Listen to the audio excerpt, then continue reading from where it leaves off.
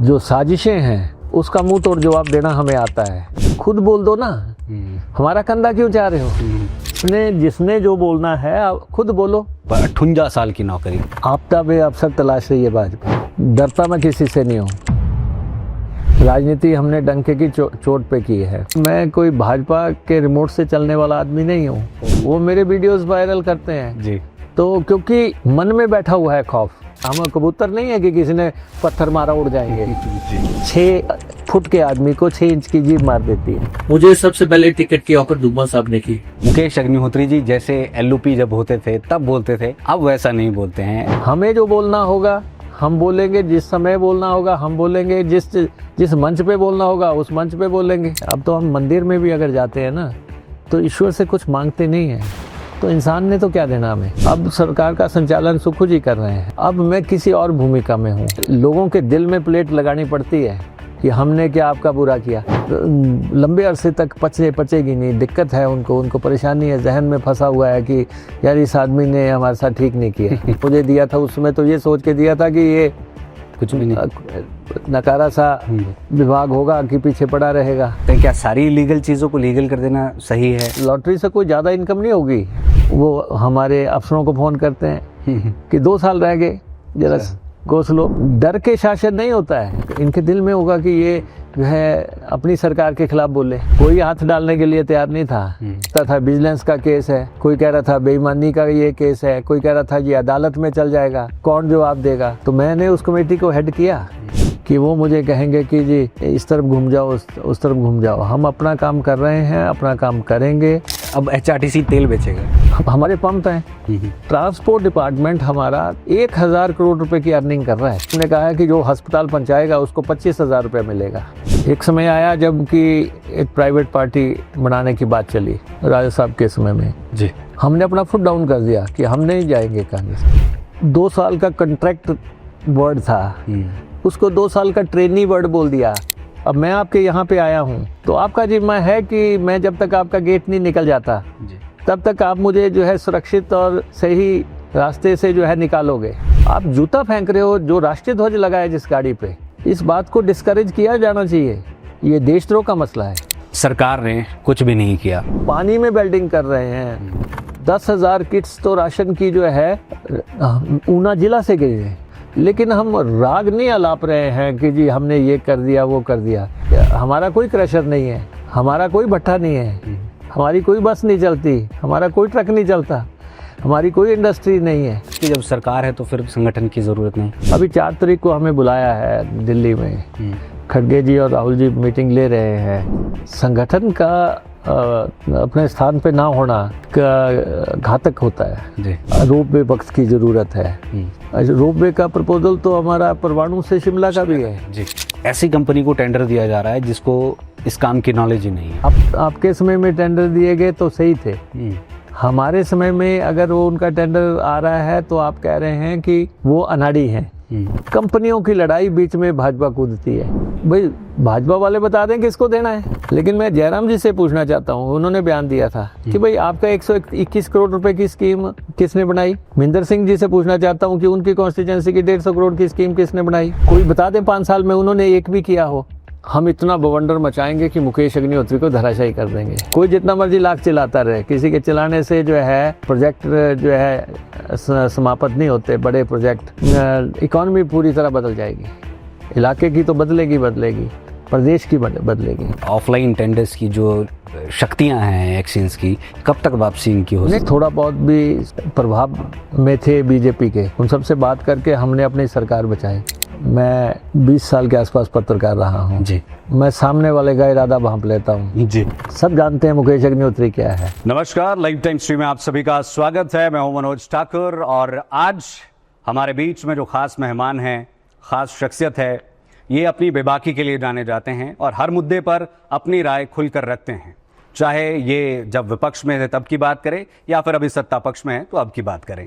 हम किसी और की नहीं, बात कर रहे हैं हिमाचल प्रदेश के उप मुख्यमंत्री और पूर्व में नेता प्रतिपक्ष रहे मुकेश अग्निहोत्री जी की। सर, लाइव टाइम स्ट्रीम में आपका बहुत बहुत स्वागत है जी। धन्यवाद जी। उम्मीद है सर कि आज भी आप हमेशा की तरह वैसे ही उन प्रश्नों का जवाब देंगे जो जनता के जहन में हैं, हमारे जहन में हैं। जैसा आप हमेशा से देते आए हैं। जी।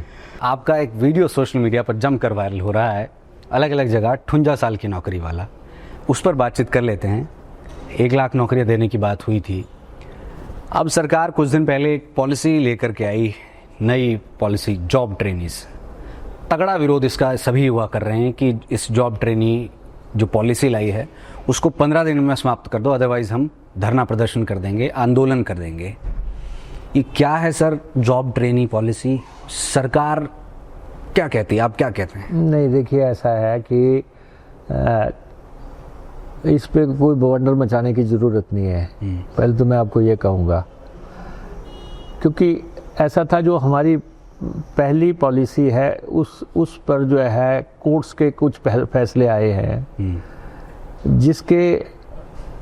जिसके चलते जो है, जिनकी फाइनेंशियल इम्प्लीकेशंस बहुत ज़्यादा हैं।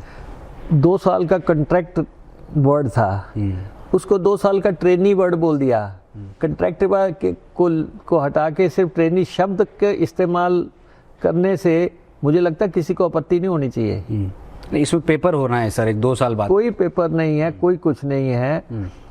भर्ती का सेम प्रोसीजर है, लेकिन कॉन्ट्रैक्चुअल पॉलिसी का जो डिफरेंट कोर्ट्स में केसेस चल रहे हैं, जो उनकी इम्प्लीकेशंस हैं, उनसे पार पाने के लिए नया इंसर्शन कर दिया गया कि इसको ट्रेनी वर्ड इस्तेमाल कर लेते हैं। भर्ती का कोई पैटर्न नहीं बदला है, भर्ती वैसे ही होगी और ना ही कोई टेस्ट उसके बाद होगा जी। ये तो जो फैलाने वाले हैं वो नेचुरली जो है हाथ धोने की कोशिश कर रहे हैं। और जहाँ तक आपकी दूसरी बात है 58 साल की जो आप बात करते हैं, तो अब देखो ना कि हमने अभी अगर कंडक्टर भर्ती की तो हमने रेगुलर भर्ती कर दी। हम ड्राइवर भर्ती कर रहे हैं, हम रेगुलर कर रहे हैं। अभी जल शक्ति में आप देख रहे हैं 1386 लोग, अगर ये कहाँ तक जाएंगे? ये 58 साल तक जाएंगे।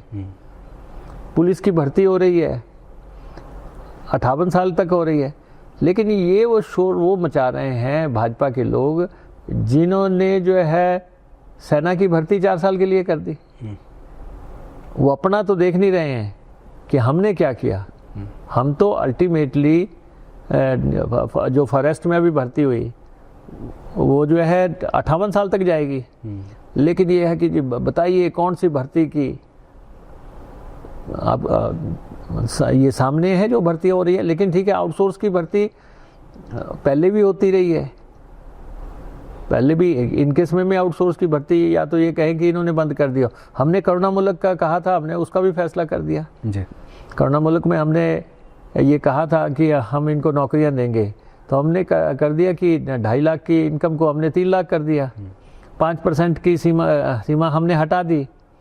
और जो है पहले चरण में 500 नौकरियां देने का हमने फैसला कर दिया। वो और सारे 1600 तो लोग हैं, 2-3 चरण में सारे जो है उनको नौकरियां मिल जाएंगी। तो करुणा मुल्क का हमने कहा करुणा मुल्क का रास्ता खोल दिया। तो जैसे कुछ सिरफिरे लोग हैं वो कहते हैं बंद क्यों किया था? भाई हर नीति को चलाने का एक समय होता है जी। मैं आज भी कहता हूँ कि हमने जो वायदे किए हमें उसको पूरे करने हैं। किसी भी पार्टी का वो जो वायदे होते हैं जो किए हैं लोगों से, उनको पूरा करने के लिए क्या कदम उठाना है। इसलिए मैं आपको बताऊं कि जल शक्ति विभाग, ट्रांसपोर्ट विभाग, कोऑपरेटिव विभाग, या फिर जो है मंदिरों का विभाग, उसमें हम कहीं भी जो है जो भी भर्ती कर रहे हैं, हम रेगुलर भर्ती कर रहे हैं, कमीशन की भर्ती कर रहे हैं पूरी साफ। मैं ये जानना चाहूँगा, ये इनफॉर्मल सा प्रश्न है कि जब आपके पास भी इस तरीके की वो वीडियो आती होगी जो सर्कुलेट की जा रही है इसमें पर 58 साल की नौकरी, तो आप यानी कि मुकेश अग्निहोत्री जी को उसे किस तरीके से देखते हैं जब वो वीडियोस वायरल होती है? आपके मन में क्या आता है? नहीं, ऐसा है कि मेरे अपने हाथों से हजारों लोग लग चुके हैं जी। सब जानते हैं मुकेश अग्निहोत्री क्या है जी। और हमने जो कहा है वही किया है जी। इसीलिए हमने कंडक्टर जो है 58 साल के लिए लगाए, नहीं तो कंडक्टर तो 20 मील लगाए जाते थे और उनको फिर जो है 15-18 साल में रेगुलर किया जाता था जी। तो हमने जो कहा है हम उसी के मुताबिक चल रहे हैं। और सरकार में भी हम अपना पक्ष, अपनी बात जहाँ रखी जा रही है वहाँ करके जितना रास्ता हम बना रहे हैं वो बन रहा है जी। तो ठीक है। मैं समझता हूँ कि जितने लोग जो है 25 साल में नौकरियाँ जिन लोगों को मिली है वो सब जानते हैं कि किस ढंग से। मैं आपको बताऊं कि मुझे पहले इलेक्शन में 16,000 वोट पड़े, दूसरे इलेक्शन में मुझे 22,000 वोट पड़े, तीसरे इलेक्शन में मुझे 28,000 वोट पड़े, चौथे इलेक्शन में मुझे 35,000 वोट पड़े, पांचवें इलेक्शन में मुझे 40,000 वोट पड़े। बड़ी रहे हवाएं फिजाएं किसी भी तरफ की चली जी। तो इसलिए हम विचलित होने वाले लोग नहीं हैं। हम कबूतर नहीं है कि किसी ने पत्थर मारा उड़ जाएंगे जी। अगर हमारी अपनी जड़ें हैं, हम कहीं पे जो है काम करते हैं और हमारा आज दिन तक हमारा कोई क्रशर नहीं है, हमारा कोई भट्ठा नहीं है, हमारी कोई बस नहीं चलती, हमारा कोई ट्रक नहीं चलता, हमारी कोई इंडस्ट्री नहीं है, हमारा कोई ऐसा वो कारोबार नहीं है जिसको लेके लोग हमें कहें कि जी इन्होंने जो है इंडस्ट्री लगा ली, इन्होंने होटल बना लिया, इन्होंने बगीचे खरीद लिए, इन्होंने फलां कर लिए। अगर हम 25 साल से इस विकेट पे जो है टिके हुए हैं तो उसकी वजह यही है कि हमारा काम सिर्फ जो है जनता की सेवा करना है और हम अपने जो एजेंडे को आगे बढ़ा रहे हैं। और लोगों को लगता है कि अगर हम मुकेश अग्निहोत्री को ये बात बताएंगे तो ये हमारी हो जाएगी, उनकी हमारे प्रति एक आस्था है या विश्वास है उनका जी। तो इसलिए वो जैसे अभी हमने जो 1386 जल रक्षकों को पंप अटेंडेंट बनाया जी। तो एक दूसरा लिख रहा था कि हमने क्या आपका बुरा किया।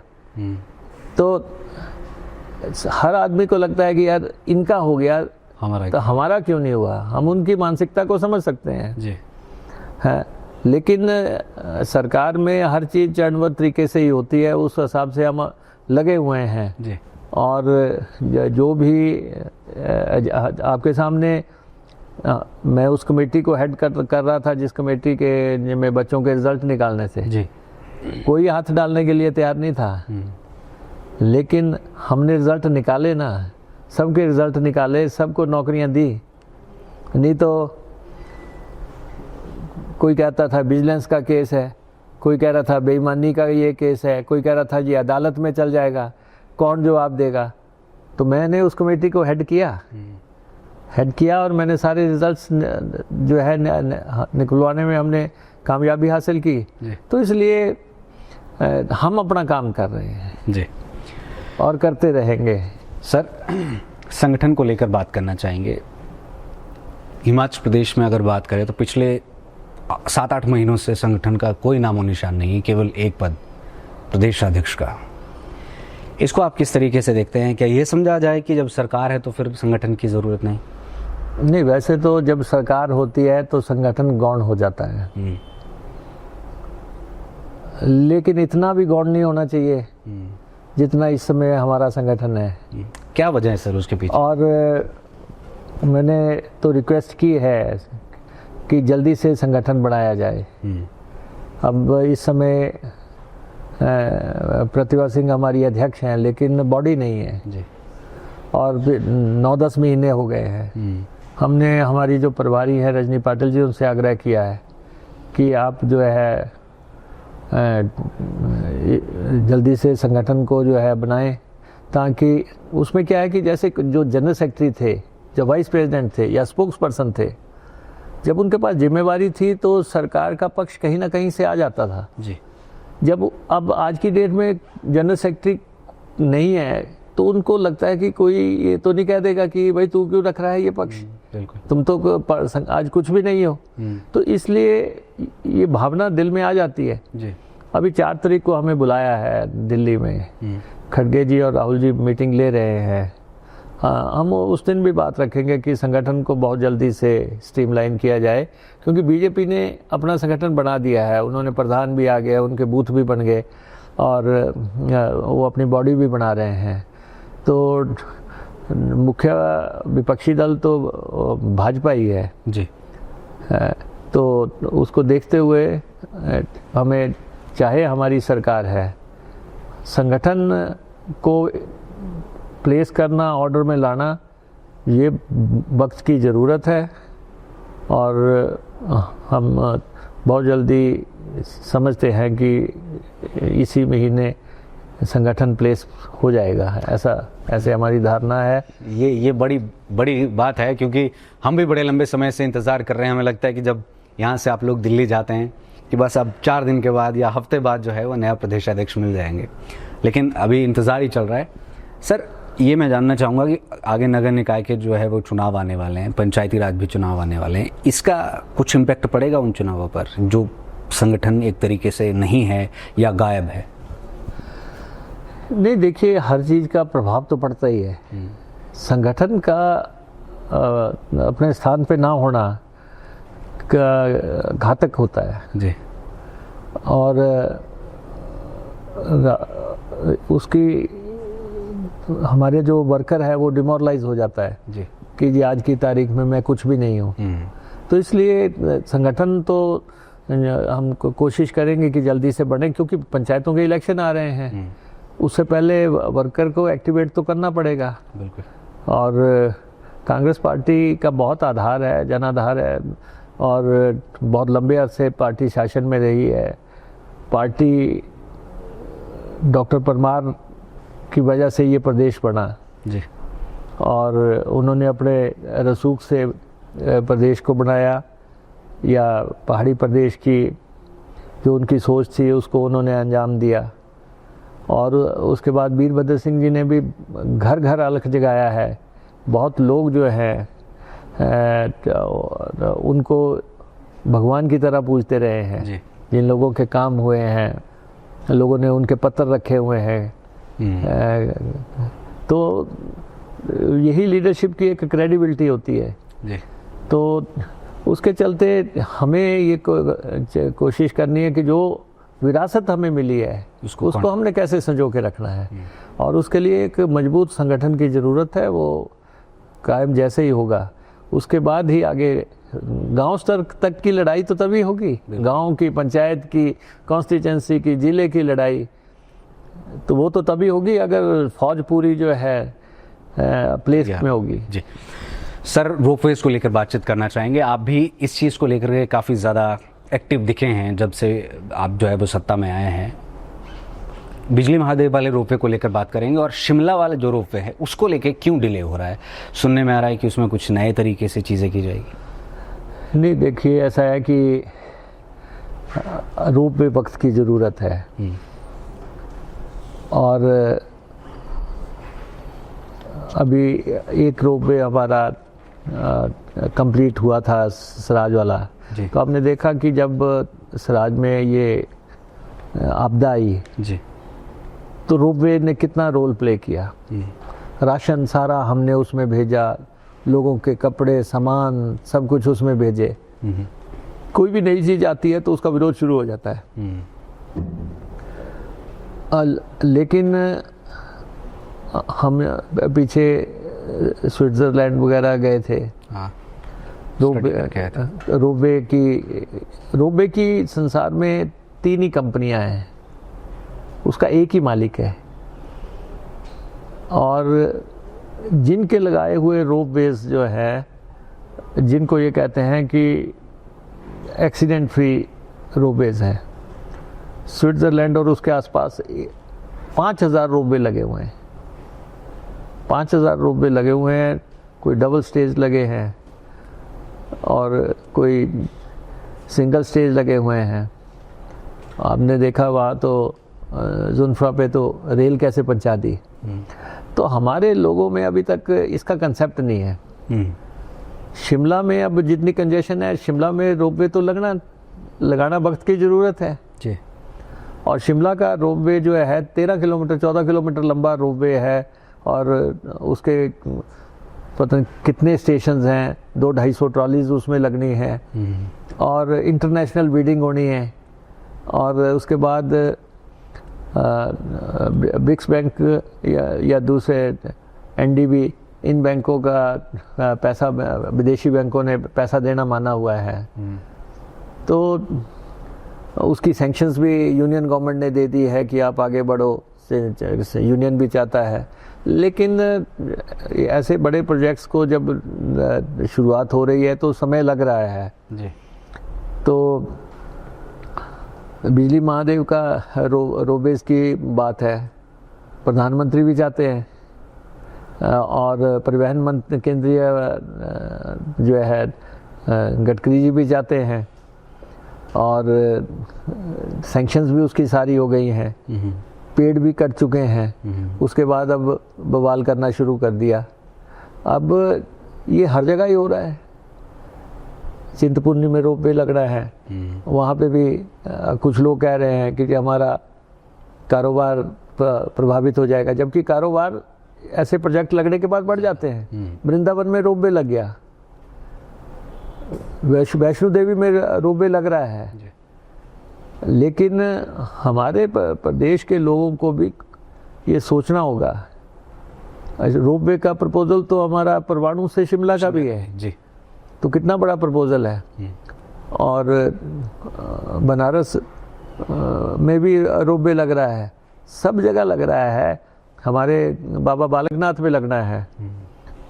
और तो इसलिए जैसे जैसे पब्लिक ओपिनियन होगा उसके साथ हम आगे बढ़ेंगे जी। लेकिन कुछ लोग तो इतना एडवांस चल रहे हैं, अभी उसका टेंडर फाइनल नहीं हुआ, वो कह रहे हैं जी इसमें भ्रष्टाचार हो गया, इसमें ऊंच नीच हो गई।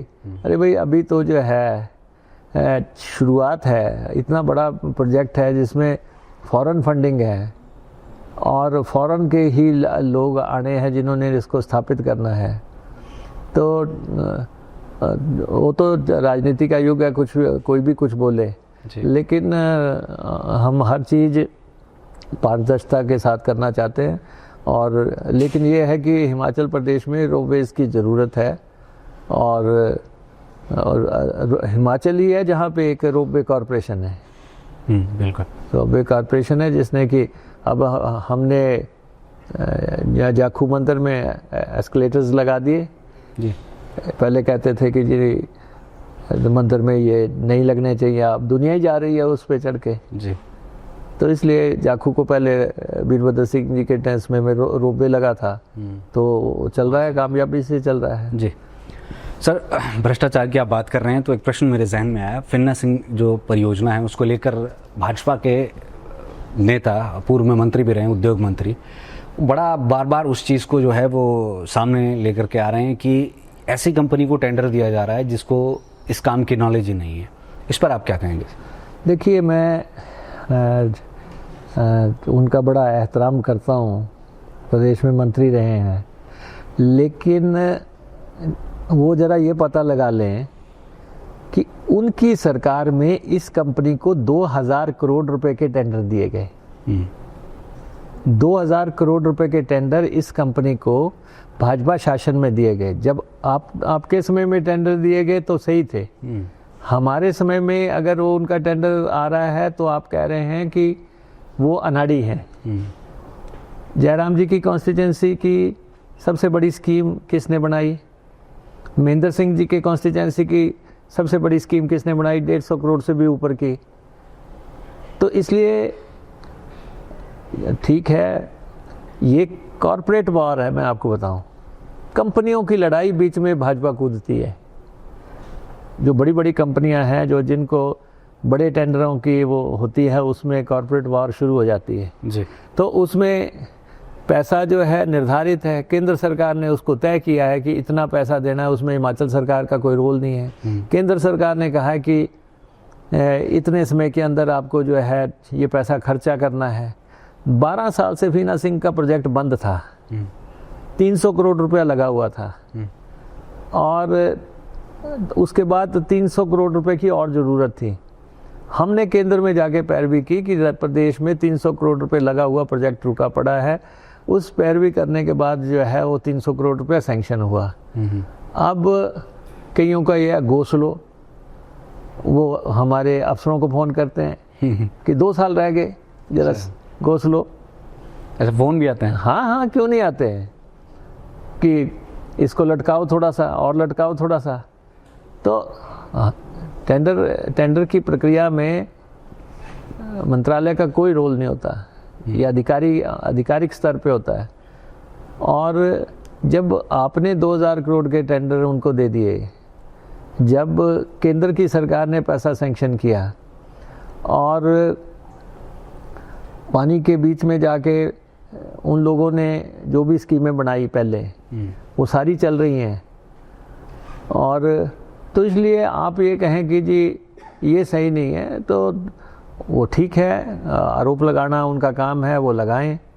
उनको लगता है इसमें कोई वाकई कोई ऊंच नीच है, वो अदालत में भी जाएं।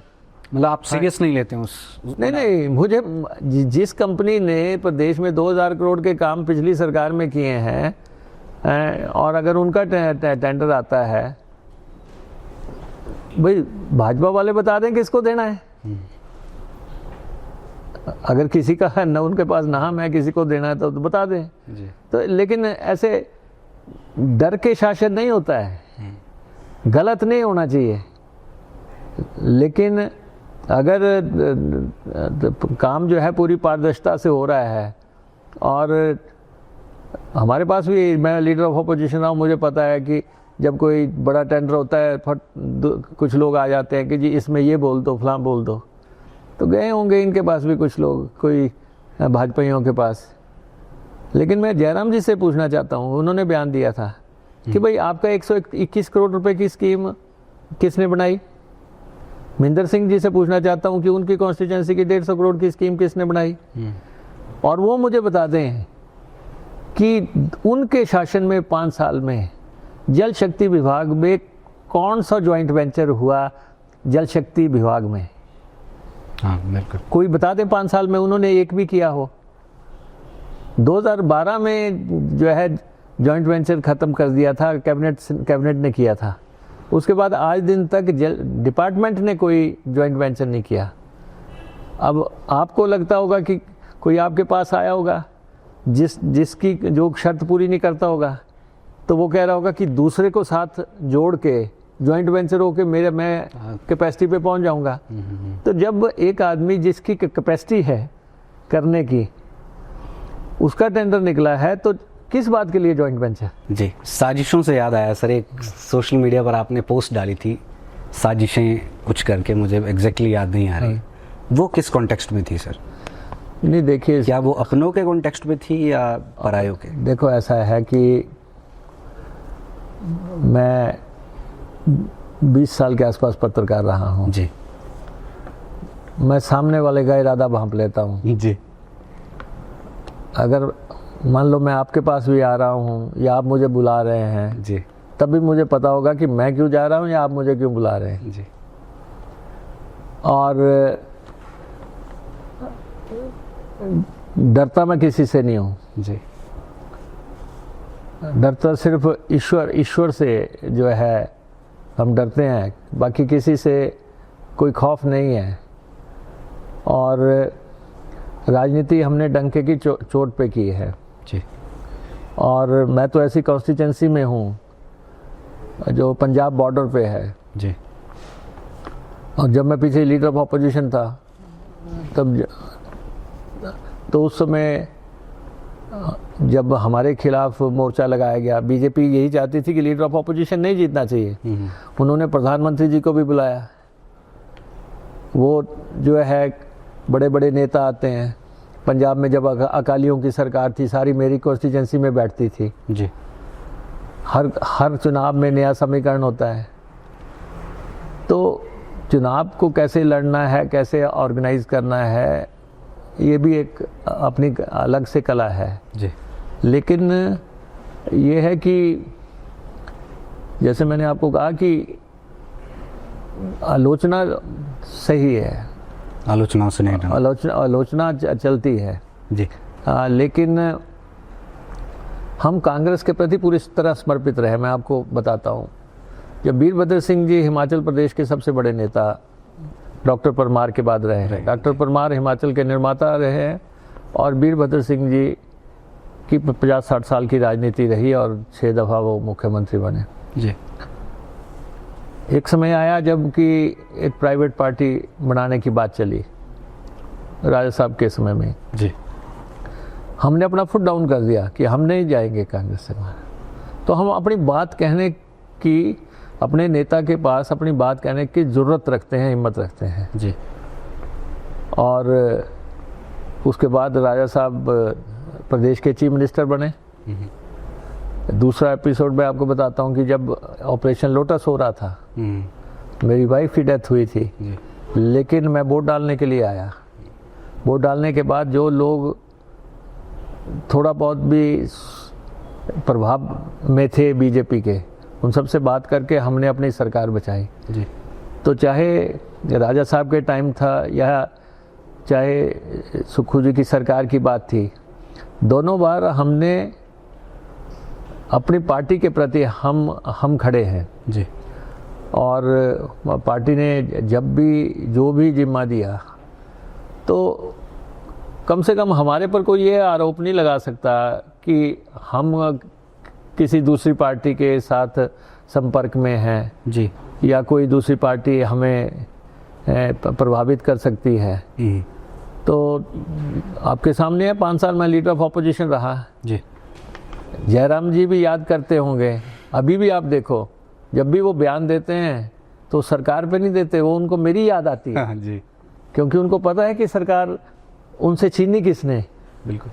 तो इसलिए जब भी वो बयान कोई भी देते हैं, और अब भी मैं देखता हूँ बीजेपी के चैनल जो हैंडल है उस पे मेरे बारे में बहुत आपके कुछ वीडियोस वायरल करते उस पर हैं। भी आऊंगा सर। वो मेरे वीडियोस वायरल करते हैं। जी। तो क्योंकि मन में बैठा हुआ है खौफ, तो इसलिए जो है, देखो मेरा काम था लीडर ऑफ ऑपोजिशन के नाते प्रदेश में सरकार लाना। जी। अब सरकार का संचालन सुक्खू जी कर रहे हैं, अब उनका काम है सरकार को आगे बढ़ाना। तो अलग अलग भूमिकाएं हैं। बिल्कुल।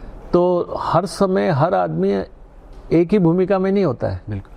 तो जो मेरी भूमिका थी मैं उसको अदा करता हूँ। मैं इस समय सरकार में जब हम हैं तो जो शिष्टाचार सरकार के नाते हमें करना है जी, उसको हम निभाते हैं। जी। तो कई लोग इसीलिए हमारे खिलाफ लिखते रहते हैं कि आप ये नहीं बोल रहे, आप वो नहीं बोल रहे। भाई खुद बोल दो ना, हमारा कंधा क्यों चाह रहे हो? दूसरे के जिसने जो बोलना है आप खुद बोलो। हमें जो बोलना होगा हम बोलेंगे, जिस समय बोलना होगा हम बोलेंगे, जिस मंच पे बोलना होगा उस मंच पे बोलेंगे। जी बिल्कुल। सर थोड़ा सा आगे बढ़ते हैं। राज्यपाल जी की अगर हम बात करें तो उन्होंने अभी सरकार पर तंज कसा कि हिमाचल में जो प्राकृतिक आपदा आई है उस बात का जो जिम्मा है वो जयराम ठाकुर जी का काम नहीं है, वो सरकार का काम है। नशे को लेकर के भी उन्होंने सरकार की खूब किरकिरी की, उसके बाद सरकार ने, आप लोगों ने खूब सफाइयाँ भी दी। इसको आप किस तरीके से देखते हैं? देखिए, राज्यपाल कॉन्स्टिट्यूशनल हेड हैं और मैं शिष्टाचार समझता हूँ जी, और मैं नहीं समझता कि मुझे डिप्टी सीएम के नाते कोई राज्यपाल के पद के ऊपर कोई टिप्पणी करनी चाहिए जी। लेकिन मैं ये समझता हूँ कि महामहिम नशे के मसले में काफ़ी गंभीर हैं जी, और वो चाहते हैं कि प्रदेश में जो नशे का मसला है इसको किसी भी ढंग से ख़त्म किया जाए, और सरकार भी यही चाहती है जी। नशे में सबसे अहम मसला है चिट्टा। चिट्टा तो नाम का प्रयोग करना पड़ेगा, अब और तरह के भी है। शराब से कारोबार होता है, वो 10-12 हज़ार करोड़ रुपए का कारोबार आय आई होगी, कोई और तरह के भी मसले हैं, लेकिन चिट्टा जो है, ये सिंथेटिक ड्रग जो है, इससे बचने की बहुत बड़ी ज़रूरत है। और हमारी कैबिनेट ने, आप कह रहे थे कि कैबिनेट 4 दिन क्या करती रही, 4 दिन में हमारा इस पे बहुत ब्रेनस्टॉर्मिंग सेशन हुआ, बहुत इस पे सोशल वेलफेयर ने अपनी बात रखी, हेल्थ वालों ने अपनी बात रखी, एक्साइज वालों ने अपनी बात रखी, पुलिस ने अपनी बात रखी कि किस ढंग से चिट्टे वालों पे नकेल कसी जाती है, कैसे कसी जा सकती है, क्योंकि ये है तो अंतर्राष्ट्रीय मसला है जी कि बाहर से दूसरे देश जो है चिट्टा सप्लाई कर रहे हैं, और वो फिर आगे कोई ड्रोन की टेक्नोलॉजी आ गई जी, फिर आप व्हाट्सएप का ग्रुप बन गए, फिर ये जो है कुरियर सेवा के माध्यम से चिट्टा आना शुरू हो गया। ये कई तरह की चीज़ें इन्वॉल्व हो गई हैं, और डिजिटल दुनिया के इस दौर में, और ये कोशिश इनकी रहती है कि चिट्टे का तो ये है कि अगर आपने 1-2 बार सेवन कर लिया, आदी बन जाते हैं, फिर आपको लत लग जाएगी। तो इसलिए उसको बचाने के लिए क्या एजेंडा है, उसमें महामहिम भी शामिल है, गवर्नर साहब भी शामिल है। मैंने तो 2 बार उनको बुलाया ऊना जी, और मैराथन की हमने जागरूकता का प्रोग्राम चलाया। अब हमने जो है ये कर दिया अनिवार्य कि सरकारी नौकरी मिलते इसमें डोप टेस्ट किया जाएगा तो पता लग जाएगा। लेकिन ये चिंता का विषय है कि चिट्टे के काम में आप देख रहे हैं कि कई अधिकारी नज़र आ रहे हैं, महिलाएं नज़र आ रही हैं जी, लड़कियां नज़र आ रही हैं। अब तो ये छुपी हुई बात नहीं रही है, और हमारी पुलिस ने अच्छा काम किया है, और कितना 15-16 किलो चिट्टा पकड़ा है। अगर 16 किलो चिट्टा तो पकड़ा है, कितना कंज्यूम हुआ होगा, और अगर ये 16 किलो चिट्टा भी पब्लिक में चले जाता तो कितना नुकसान होना था जी। तो इसलिए इसमें चेक्स एंड बैलेंसेस लगाने का हमने तो अब पिट NDPS लगा दिया। किसी भी व्यक्ति को जो जिस पे शंका हो कि ये चिट्टे के कारोबार में 1 साल तक उसको जो है अंदर किया जा सकता है। अगर ये शंका हो कि ये आदमी जो है ये का कारोबार कर रहा है, तो हमने केंद्र से भी कहा है कि आप जो है ये जो 5 ग्राम तक चिट्टे का जो इसमें जमानत हो जाती है, हमने तो ये कहा था कि इसमें जमानत का प्रावधान रद्द किया जाए। हमने हिमाचल विधानसभा से पारित करके भेजा, लेकिन केंद्र सरकार का नज़रिया थोड़ा डिफरेंट है।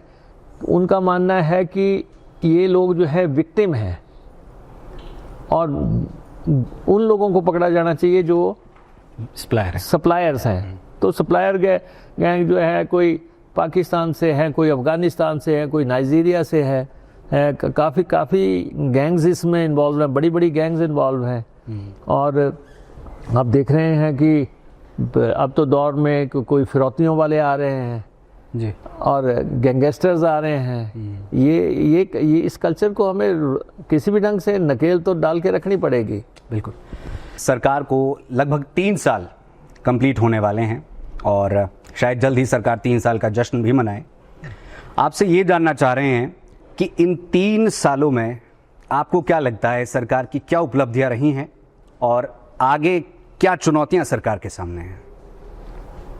ये देखिए, एक तो सरकार को बने अभी 3 नहीं 2.5 साल हुए हैं जी, और आधा सफ़र हो गया है जी, और बाकी का जो सफ़र है वो आपके सामने आता जाएगा। जी, इन 2.5 साल के दौरान भी बहुत चुनौतियां सरकार के पास आई। जी, जैसे ऑपरेशन लोटस कर दिया गया, और उसको हमने डिफीट किया है हिमाचल प्रदेश में। जी, अन्यथा भारतीय जनता पार्टी के नेता तो ये कहते थे कि भगवान भी सरकार को नहीं बचा सकता, लेकिन आपके सामने सरकार बची भी और सरकार चल भी रही है। जी, तो इसलिए कुछ लोगों को मन से ये बात निकाल देनी चाहिए कि सरकार नहीं चलेगी। सरकार तो पूरा अपना समय चलेगी, 5 साल की सरकार है। जी और जहाँ तक हमारा सवाल है, हम कांग्रेस पार्टी के कर्मठ लोग हैं और हमारा काम हर समय जो है पार्टी को आगे बढ़ाने का रहा है। चाहे as a leader of opposition के तौर पे काम था, उसमें मुझे जिम्मेवारी थी कि हिमाचल प्रदेश में सरकार स्थापित करनी है जी। तो वो काम हमने किया। अब हमारे पास है कि हमें इस सरकार को चलाना है, तो वो आपके सामने चल रही है। सर चल रही है या दौड़ रही है या सरक रही है? नहीं, ये देखिए, हर आदमी की अपनी अपनी धारणा है। जिसका काम हो जाता है वो कहता है जी बहुत बढ़िया लोग हैं, जी। और जिसका नहीं होता है वो कोसता है। ये राजनीति है। और तो इसलिए ये जो जज करना है ये पब्लिक का काम है, ये हमारा काम नहीं है। हम अपना काम कर रहे हैं जी। अपना काम करते रहे। मैं बीते 25 साल से एमएलए हूँ जी। अगर 25 साल से मैं एमएलए हूँ तो कुछ ना कुछ तो हमने किया होगा जी। ऐसा जो हम बार बार चुन के आए हैं। आखिर 1 लाख लोग कॉन्स्टिट्यूंसी में जज करते हैं और उसके बाद फैसला करते हैं। तो इसलिए हम इस बात से बेपरवाह हैं कि कौन हमारे बारे में क्या धारणा रखता है। हमारा काम विकास की राजनीति है, कल्याण की राजनीति है, गरीब की सेवा का एजेंडा है। उस एजेंडे पे हम चले हैं जी। हिमाचल और हिमाचलियत ये हमारा थीम है जी। हिमाचल को किस ढंग से आगे ले जाना है और हिमाचलियत को किस ढंग से बुलंदी पर रखना है, इसके लिए हम काम करते हैं। सर मैं जो चीज़ जानना चाह रहा हूँ वो ये कि 2.5 साल में, मतलब आप भी जब सोते होंगे तो हर व्यक्ति विचार करता है कि हमने क्या किया, क्या बड़ी चीज़ें हैं। तो कभी आपके मन में स्ट्राइक करता होगा कि सरकार में रहते हुए है हमने ये वाला काम बड़ा अच्छा कर लिया या ये अचीवमेंट हमारी बड़ी शानदार रही? नहीं, देखिए, ऐसा है कि हर फील्ड में काम होते हैं और जैसे हमारा ट्रांसपोर्ट का सेक्टर है जी। अब इसके बारे में भी अलग अलग राय है जी। मैं मानता हूं कि जो हमारा HRTC है पिछले 50 साल से ये जनता की सेवा कर रहा है जी। और 5 लाख लोग जो है रोज़ाना इसमें ट्रैवल करते हैं जी। 3000 से ज़्यादा बसों का बेड़ा है हमारा। जी। और जो पॉजिटिव थिंकिंग वाला है उसको पता है कि HRTC जो है मुझे घर पहुंचाती है जी। और कई लोग इसी में लगे रहते हैं कि ये देखो HRTC का टायर फट गया। जी। तो मानसिकता अपनी अपनी है कि भाई जो चीज़ सड़क पे चल रही है, जो गाड़ी चल रही है, कोई भी टेक्निकल फॉल्ट आ सकता है जी। लेकिन मोटे तौर पे ये देखने की बात है कि ये 50 साल से सेवा कर रही है उस प्रदेश में जिस प्रदेश में ना तो जहाज चल रहे हैं, जिस प्रदेश में ना तो रेलगाड़ियां चल रही हैं। वहाँ एक ही साधन है और उसमें भी सरकार की जो पथ परिवहन निगम है उस पर लोग बहुत आश्रित करते हैं। तो इसलिए हमने कोशिश की है HRTC को बेहतर करने के लिए और पिछले 3 साल के अंदर हम 300 नई गाड़ियां हमने फ्लीट में ऐड की हैं जी। और जिनमें 35 के आसपास तो वॉल्वो ही हैं। अभी कुछ दिन पहले। हाँ, अभी 24 वॉल्वो अभी हमने खरीदी, 11 वॉल्वो पहले ली थी। 35 इलेक्ट्रिक गाड़ियाँ अभी हमने ली हैं जी। उसके अलावा हमने 210 जो है दूसरी गाड़ियाँ खरीदी। तो सरकार में फाइनेंसेस को मैनेज करना और उसके बाद गाड़ियों को लेना, अभी हम 327 और गाड़ियाँ ले रहे हैं, इलेक्ट्रिक गाड़ियाँ ले रहे हैं और 250 के आसपास दूसरी गाड़ियाँ डीजल की हम ले रहे हैं, फिर टेम्पो ट्रैवलर ले रहे हैं। तो कोशिश हमारी ये है कि हम बेहतर सुविधाएं लोगों को दे पाएँ हमारे से लोग भिन्न हो सकते हैं। मेरा मानना है कि एचआरटीसी एक वेलफेयर ऑर्गेनाइजेशन है। जी। कुछ लोग, पत्रकार लोग भी लिखते हैं, लगातार उसको कमर्शियल उसके साथ जोड़ते हैं। जी। अब यहाँ पे आप गोयल साहब हैं, वो गाड़ियों का कारोबार है, जी। जाहिर तौर पे मुनाफे के लिए काम करेंगे। जी। लेकिन सरकार में हर काम मुनाफे के लिए नहीं होगा, सरकार वेलफेयर के लिए भी है। तो जहाँ कोई नहीं पहुँचता वहाँ एचआरटीसी पहुँचती है। जी। हम दूर दराज दुर्गम इलाके में गाड़ी पहुँचाते हैं, जहाँ घाटे के सारे रूट हम चलाते हैं। बाकी लोग तो ये देखेंगे कि कहाँ मुनाफा है, हम घाटे का हर रूट चलाते हैं। महिलाओं को हम 50% जब रियायत देते हैं, या फिर हम अपने ड्राइवर कंडक्टर को जो है गवर्नमेंट के अप्रूव्ड जो है तनख्वाहें देते हैं, पेंशन देते हैं, ओपीएस हमने दी आके। तो इसलिए जो है मकसद यही है कि शाम को हर हिमाचली अपने घर पे पहुंच जाए। मेरे सारे सवालों को आप छूते छूते जो है वो निकल गए। सबसे पहले तो आपको बधाई कि एचआरटीसी का जिम्मा जब से आपने संभाला है बहुत बड़े बड़े रिफॉर्म्स हुए हैं, चाहे वो सामान को लेकर के, चाहे किराए की बात करें या फिर अलग अलग चीज़ों की बात करें। अभी कार्ड्स बन रहे हैं स्पेशल तरीके के। इन रिफॉर्म्स को आप किस तरीके से देखते हैं और इसके पीछे के थिंक टैंकर्स या विजन किसका रहा है, आपका रहा है, या किस तरीके से इनिशिएट लिया गया है, क्या सोच रही है इन सब के पीछे? नहीं, देखिए, हमारे पथ परिवहन निगम के जो एमडीज रहे हैं जी, जो इवन आज भी है, जो इससे पहले भी है, अच्छे विज़न से काम किया है। हम लोग तो 5 साल के लिए आए हैं जी। हम चले जाएंगे, लेकिन कुछ लोग तो इस सेवा को निरंतर जो है 50 साल 60 साल तक सेवा करते हैं। तो कहाँ से सफ़र शुरू हुआ और कहाँ पे आज हम पहुँचे हैं। आज डिजिटल का ज़माना है। कल ही हमने मीटिंग की, तो उसमें जो फैसले लिए हैं, अब पहले बच्चे जो है पास बनाने के लिए लाइनों में लगते थे, अब कल ही फैसला लिया है कि वो घर बैठे जो है अपने पास बना सकेंगे जी। इसी ढंग से पहले इंस्पेक्टर को गाड़ी चेक करने के लिए 15 दिन का समय होता था, उसको लेटर भेजा जाता था जी। अब ये है कि उसको 36 आवर्स में जो है पता लग जाएगा कि उसने कहाँ गाड़ी चेक करने जाना है जी। तो ये नई चीज़ें हो रही हैं, ड्राइवर को कहाँ जाना है, कंडक्टर को कहाँ जाना है, ये सारी चीज़ें जो है लगातार डिजिटल हो रहा है। अब हमने हिम बस का जो कार्ड दिया है, कम से कम जो बस में चढ़ता है उसके पास कार्ड तो होना चाहिए कि, और वो बहुत अच्छे प्लान किया गया है। फिर हिम बस प्लस का कार्ड तो 1 रुपया डेली का है। और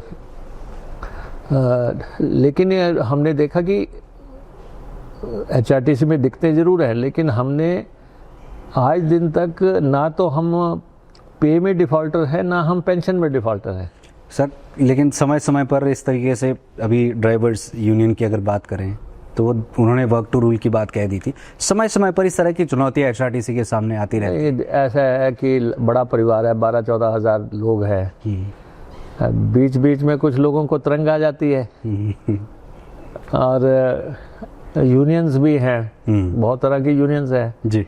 कई दफ़ा तो सिर्फ इतनी आंदोलन की वजह ये होती है कि हमें जो है डिप्टी सीएम से बुला दो, बातचीत के लिए नहीं बुला, बातचीत के लिए बुला दो, ये भी एक इशू है जी।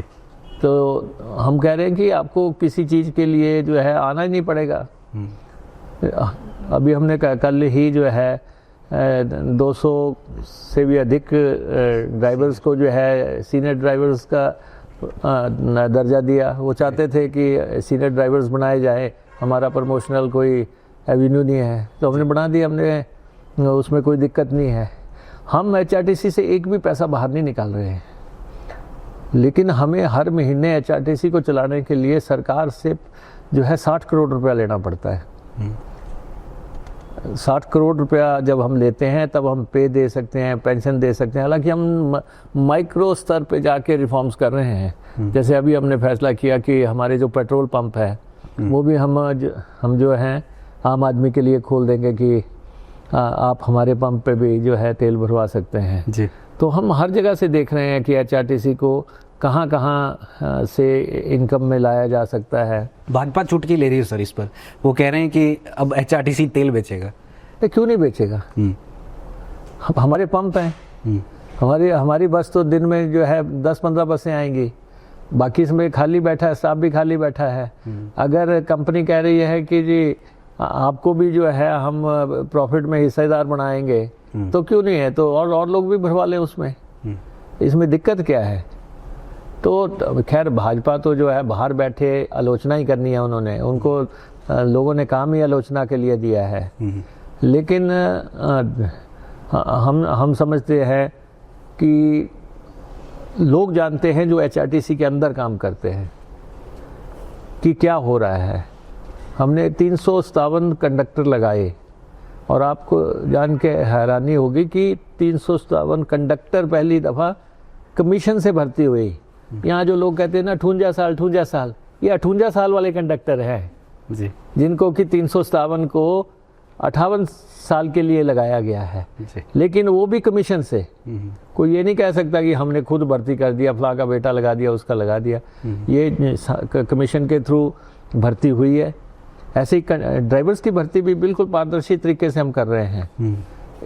इस ऑर्गेनाइजेशन को कैसे आगे ले जाना। दूसरा ये है कि कुछ लोग समझते हैं कि एचआरटीसी ही ट्रांसपोर्ट है, जबकि ट्रांसपोर्ट डिपार्टमेंट अलग है जी। बहुत लोग आपके जब रिपोर्टिंग करते हैं तो वो एचआरटीसी को ही ट्रांसपोर्ट के दायरे में लाके जो है बोलते रहे। ट्रांसपोर्ट डिपार्टमेंट हमारा 1000 करोड़ रुपए की अर्निंग कर रहा है।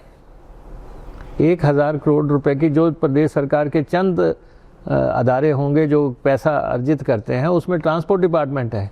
अब छोटे छोटे रिफॉर्म्स की बात है, अब जैसे गाड़ियों के फैंसी नंबर्स की बात है। पहले कोई कहता था डीसी साहब मेरे को नंबर दिला दो, मंत्री जी मेरे को नंबर दिला दो। हमने कहा नहीं, अब हम तो इसको नीलाम करेंगे जी। थोड़ा सा ऑपोजिशन हुई, कुछ दिन हुआ कि अब ये नंबर भी बेचेंगे, लेकिन अब हम 40 करोड़ रुपया जो है नंबरों से आ गया और एक नंबर की बोली जो है 25-25 लाख पे जा रही है, 30-30 लाख पे जा रही है। तो जो दे सकते हैं, जिसको एक नंबर का शौक है या जिसको जो है 22 नंबर का शौक है, 9999 का शौक है, ऐसे नंबरों का शौक है, तो वो पे करेंगे। अब कर रहे हैं, अब कोई वो नहीं है। ऐसी सिफारिशें नहीं आती अब नहीं आती कोई भी। अब कोई सिफारिश नहीं आती, सब लोग अपने नंबर जो है ले रहे हैं और इसको ट्रांसपोर्ट डिपार्टमेंट को 40 करोड़ रुपया उससे आ गया जी। हमारे डिपार्टमेंट को तो पिछले 3 साल से बेहतर काम करने के लिए केंद्र से पैसा मिल रहा है। 23 में हमें जो है लगभग 21-22 करोड़ मिला। उसके बाद 24 में हमें 29 करोड़ मिला। अब हमें 70 से 100 करोड़ के बीच में इस बार अवार्ड मनी मिलेगी। तो हम अपना काम कर रहे हैं। नई प्रणाली आ रही है, आप देख रहे हैं ट्रांसपोर्ट में ऑटोमेटिक टेस्टिंग सेंटर आ रहे हैं, शुरू हो रहे हैं लगातार। आने वाले टाइम में MBI की ज़रूरत नहीं रहेगी, गाड़ी पास करने का मैनुअल सिस्टम नहीं रहेगा, ऑटोमेटिक हो जाएगा। तो हम गवर्नमेंट सेक्टर में भी बना रहे हैं। तो उसके बाद ट्रांसपोर्ट पार्क बना रहे हैं जी। ट्रांसपोर्ट के इवन ड्राइविंग लाइसेंस के लिए जो है केंद्र सरकार की जो ड्राइविंग सेंटर बनाने के लिए 2.5 करोड़ रुपया सब्सिडी है जी। अगर किसी ने ठीक तरीके से बनाना हो तो स्कीम्स बहुत हैं। और जैसे स्क्रैपिंग का अब काम शुरू हो गया जी। और लोग आ रहे हैं अपनी गाड़ी स्क्रैप कर रहे हैं। हम कह रहे हैं कि जो आदमी गाड़ी स्क्रैप कराएगा वो उसको अगली गाड़ी में रजिस्ट्रेशन में 50% की छूट मिलेगी जी। छोटे छोटे कदम है। जैसे पहले सड़क में कोई हादसा हो जाता था तो लोग भाग जाते थे। अब हमने कहा है कि जो अस्पताल पहुंचाएगा उसको 25,000 रुपये मिलेगा। अब जो है आपने देखा कि जहाँ एक्सीडेंट होते हैं लोग एकदम से छोड़ के नहीं भागते जी। ऐसे लोग भी हैं जो हमने देखा कि लोगों ने अपना परिवार उतारा, गाड़ी से अस्पताल छोड़ के आए। जी बिल्कुल। तो हमने रिफॉर्म्स को इन चीज़ों के साथ जोड़ा है। सर, एक प्रश्न उठ कर बीच बीच में सामने आता रहा है और लोगों को शायद जानने की भी इच्छा होगी। महिलाओं को जो एक तरीके से छूट जो दी जाती है या दी जा रही है, क्या उस बारे में सरकार कोई विचार कर रही है? इस तरह की कुछ चीज़ें हैं कि उसे ख़त्म कर दिया जाएगा, या सरकार के लेवल पर इस तरीके की बातें कभी टेबल पर आई है, या भविष्य में कुछ ऐसा होगा?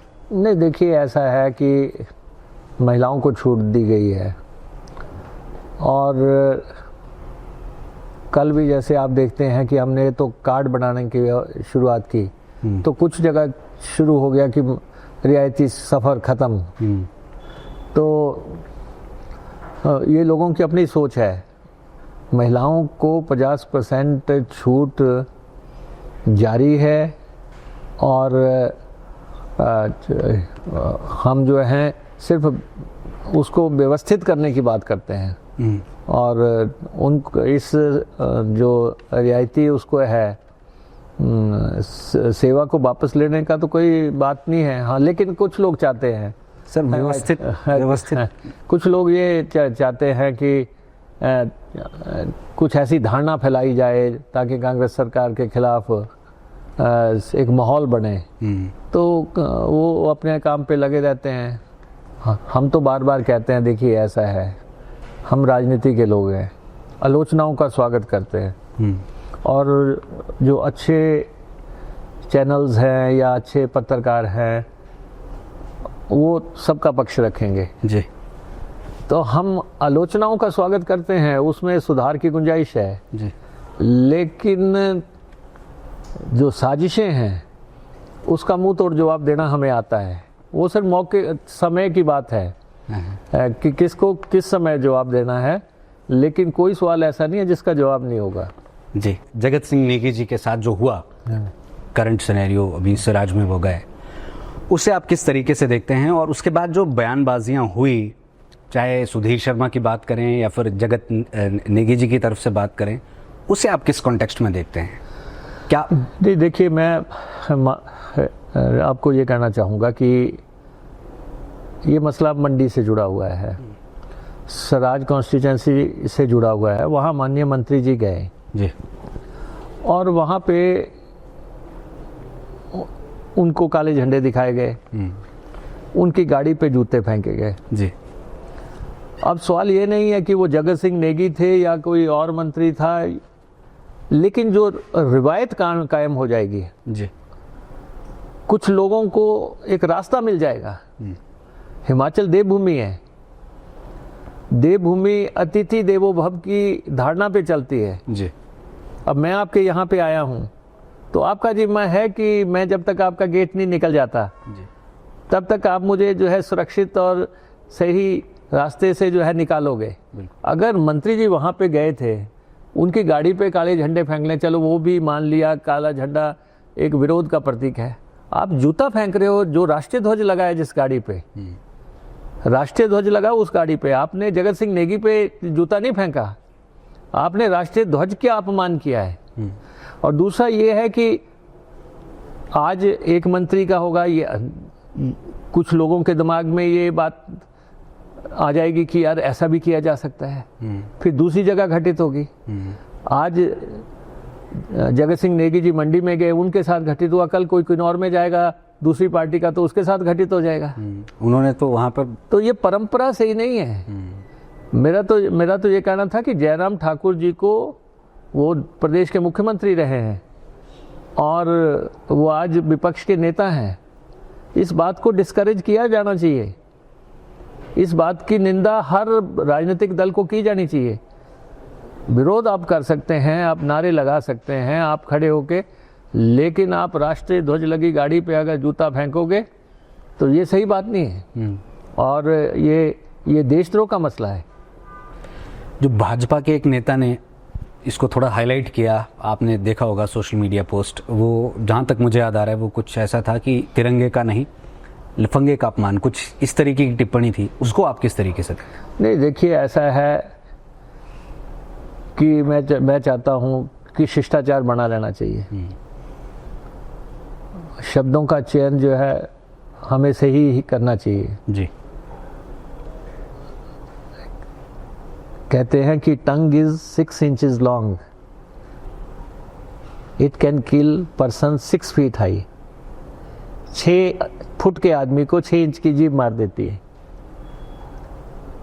तो जीभ का इस्तेमाल बहुत ही संयम से किया जाना चाहिए।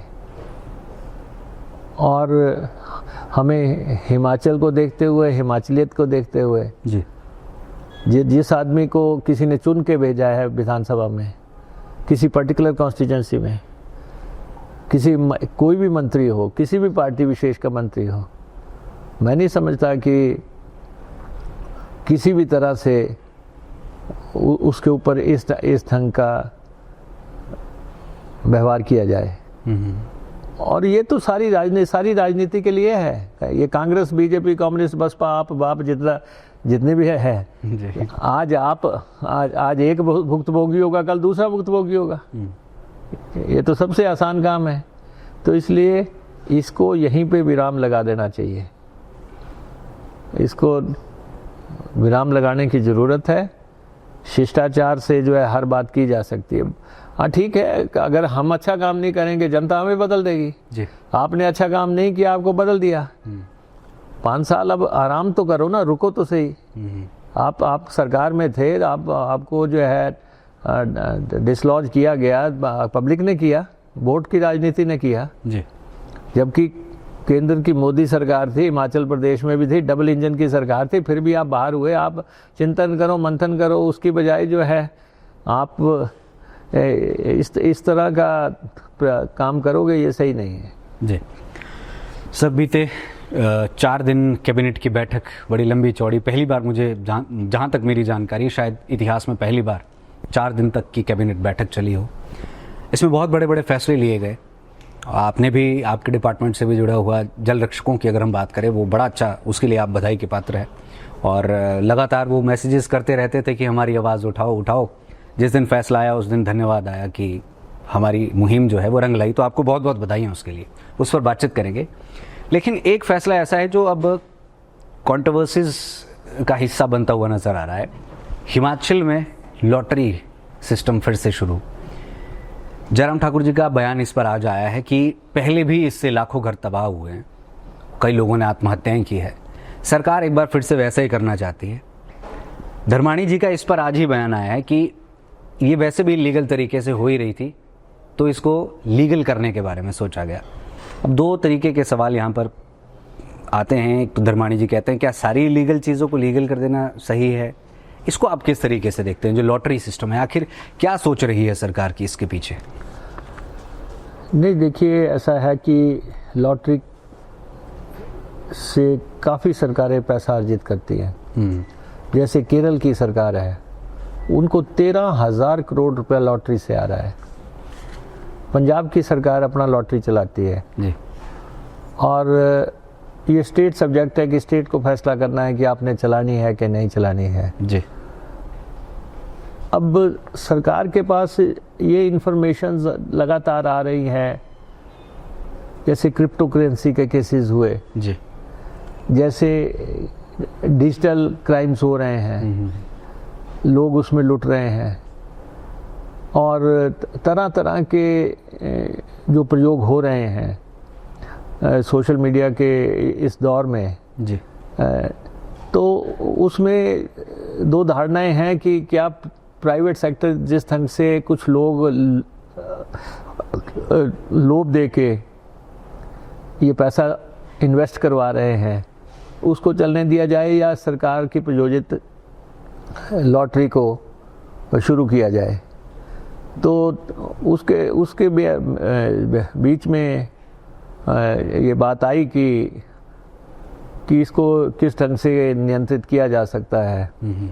जो बाज़ार, आज का बाज़ार जो चल रहा है जी, पूरे देश में चल रहा है, और यहाँ पर तो हज़ारों करोड़ रुपया जो है क्रिप्टो करेंसी के माध्यम से लूट के ले गए जी है लोग। और डिजिटल जो है लोग जो गेम्स खेल रहे हैं वो लगातार जो है हिमाचल वासियों को चूना लगा रहे हैं। तो लीगल मंच दिया जाना चाहिए या नहीं दिया जाना चाहिए, इस पे विवाद हो सकता है जी। लेकिन देखिए, एक प्रयोग जो है ब्यूरोक्रेटिक प्रस्ताव आया था इस पे जी तो उस पे ये कहा तो गया है इस समय कि इसको शुरुआत करते हैं। मतलब ये है कि अगर किसी ने पैसा लगाना ही है तो फिर सरकार के पास लगाओ, कहीं और जगह क्यों लगाओ। मकसद तो यही है कि क्योंकि जितना पैसा लग रहा है, ये तो लॉटरी से कोई ज़्यादा इनकम नहीं होगी। लॉटरी बहुत जोर से भी चलेगी तब भी 100 करोड़ से ज़्यादा मुझे नहीं लगता कि इनकम होगी। ना ही ये केरल की तरह जो है 13,000-12,000 करोड़ रुपए की बात है। लेकिन ये है कि एक माध्यम देना है या नहीं देना है, ये अभी तो फैसला हुआ ही है। अब इसके प्रोज कॉन्स पे डिस्कशन अभी चलेगी, पब्लिक का क्या रुझान है, जनता क्या चाहती है जी। उसके बाद ही कोई आगे बढ़ेंगे जी सर, अब जो हिमाचल प्रदेश में आपदा आई उस पर थोड़ी सी बातचीत कर लेते हैं। विपक्ष ने कांग्रेस को आड़े हाथों लिया है कि सरकार ने कुछ भी नहीं किया। मुख्यमंत्री जी भी जो है, भूपेंद्र जी का भी कुछ दिन पहले जब हमने साक्षात्कार किया, उन्होंने कहा कि वो जेपी नड्डा जी के बाद पहुंचे, जबकि उनको तो पहले दिन ही चले जाना चाहिए था। सरकार का कोई भी मंत्री वहां पर डिप्यूट नहीं था, कोई एसीएस या कोई भी बड़ा अधिकारी वहां पर डिप्यूट नहीं किया गया, और जो कांग्रेस ने काम किया वो ठीक नहीं था। बढ़िया तरीके से जो है वो इस प्राकृतिक आपदा के समय काम नहीं हुआ। आप भी मंडी में गए थे, आपकी भी खूब सारी फोटोज़ वीडियोज़ सोशल मीडिया पर वायरल हुई थी। आप भाजपा के इस आरोप को किस तरीके से देखते हैं? नहीं, देखिए, आपदा में अवसर तलाश रही है भाजपा, और लगातार जो है इस दफ़ा लीडर ऑफ अपोजिशन की कॉन्स्टिट्यूंसी प्रभावित है जी। मैं समझ सकता हूँ जिसने कॉन्स्टिट्यूंसी बनाई हो वो आहत होता है जी हमें भी, जैसे हमने अपनी कॉन्स्टिट्यूंसी बनाई है जी, तो उसमें कुछ नुकसान होता है तो दिल में दर्द होता है। मैं समझ सकता हूँ कि जयराम जी को ये पीड़ा हो सकती है कि उन्होंने कॉन्स्टिट्यूंसी बनाई, और मुख्यमंत्री होने के नाते उन्होंने काफ़ी प्रोजेक्ट्स वहाँ पे खींचने की कोशिश की जो मौका मिला उसके। लेकिन अब दूसरे दल की सरकार है, उसको ऊपर आक्षेप करना ये उसने कुछ नहीं किया, ये तो सही नहीं है। ठीक है, आपका अपने लोगों के साथ भावनात्मक रिश्ता होगा आप, लेकिन जो सरकार कर रही है कोई कमी नहीं छोड़ी गई है। और मैं आपको बताऊं कि हमारा पानी के डिपार्टमेंट का अभी तक 500 करोड़ रुपए का नुकसान हो चुका है, और लीडर ऑफ अपोजिशन की कॉन्स्टिट्यूंसी की एक स्कीम जो 121 करोड़ रुपए से बनी थी वो वॉश आउट हो गई। तो उसको बहाल करने के लिए ही जो है 30 करोड़ रुपए की मांग आई है। एक स्कीम 17-18 करोड़ रुपए की पूरी तरह तबाह हो गई। तो हमारे ऑफिसर्स लगे हैं, दिन रात लगे हैं। जल रक्षक लगातार कहते थे कि हम दिन रात काम कर रहे हैं। आप देखो, पानी चल रहा है, पानी में वेल्डिंग कर रहे हैं। आपने लोगों को देखा होगा, पाइपें जोड़ने के लिए कहाँ से उठा के पाइपें, मंडी से पाइपें उठा के कहाँ तक पहुँचा रहे हैं। फिर आप ये कहें, अब आज जैसे मंडी में पानी की दिक्कत हुई है, 2-3 दिन दिक्कत हुई है, लेकिन 18 टीमें लगी हुई हैं। 18 टीमें लगी हुई हैं पानी को बहाल करने के लिए, और करोड़ों रुपया हमने जो है विभाग से भेजा है जी कि आप उसको सही करो। तो इसलिए मैं नहीं समझता कि ठीक है, आपने काम किया। अब जहाँ तक सिराज का सवाल है, ठीक है, बाकी लोग काम कर रहे हैं, हमने स्वराज में पता नहीं कितना का राशन भेजा है, और 10,000 किट्स तो राशन की जो है ऊना जिला से गई है, ऊना जिला से हमने भेजी है। लेकिन हम राग नहीं आलाप रहे हैं कि जी हमने ये कर दिया वो कर दिया। हमारा जिम्मा है, सारा हिमाचल एक है, सबको एक नज़र से देखना है। जो आज संकट में है उसकी कैसे मदद करनी है वो हम कर रहे हैं, सरकार के नाते भी कर रहे हैं। हमने तो ये कहा कि जयराम जी को हेलीकॉप्टर की ज़रूरत है, वो हेलीकॉप्टर मुहैया करवाया जाए। लोकल एमएलए हैं जी, और किस चीज़ की ज़रूरत है, हमने उनको पूरा अपने ऑफिसर्स को भी कहा कि भाई चाहे चीफ इंजीनियर से लेके नीचे तक कि भाई आप उनसे भी पूछो क्या चाहते हैं। तो हम आपदा में ऐसी सोच नहीं रखते, और हमारा इनसे आग्रह भी है भाजपा से भी कि आप इन बातों में मत फंसो। हम हिमाचल प्रदेश को मदद की ज़रूरत है, केंद्र को हिमाचल प्रदेश की मदद करनी चाहिए। और आजकल जो सिस्टम बना है डिज़ास्टर का पैसा आने का, वो तो स्कीम वाइज पता नहीं कब आएगा, लेकिन 23 में नुकसान हो गया, 24 में नुकसान हो गया, 25 में नुकसान हो गया। तो केंद्र एक मुश्त पैसा मुहैया करवाए ताकि जो आगे इस्तेमाल किया जा सके। अभी भी हम तो छोटी छोटी चीज़ें मॉनिटर कर रहे हैं। अभी हमने जैसे पैकेज का फैसला किया, 7 लाख रुपए मकान का देंगे। हमने कहा कि पॉली हाउस को 25,000 रुपया देंगे, किसी की बकरी बह गई है उसको 8,000 रुपया देंगे। ऐसे छोटे छोटे मसले भी जो किसी ने बताए कि किसी के घर में गाद भर गई है, 1 लाख रुपया देंगे साफ करने के लिए। तो इस स्तर पे किस सरकार ने सोचा था? लेकिन हम कह रहे हैं कि वहाँ पे बच्चे फंस गए थे, हमने बसें भेजी, उससे उनको निकाला है। तो मैं नहीं समझता कि इसमें कोई पॉइंट स्कोर करने की बात है। पॉइंट स्कोर करने के लिए और बहुत चीज़ें हैं। इस समय में एक साथ होकर काम करना चाहिए। बिल्कुल एकजुट होके, और अल्टीमेटली जो है ना, जज तो पब्लिक है।